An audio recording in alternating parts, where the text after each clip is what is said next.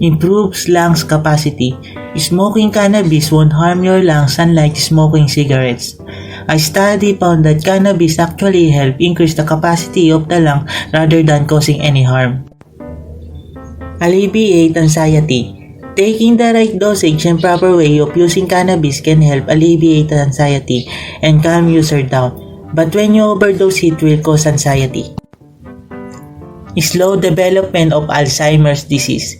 Cannabis endocannabinoid contains anti-inflammatories that fight the brain inflammation that leads to Alzheimer's disease. Helps with tremors associated with Parkinson's disease.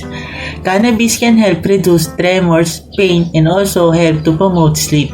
It has also shown to improve motor skill in patients.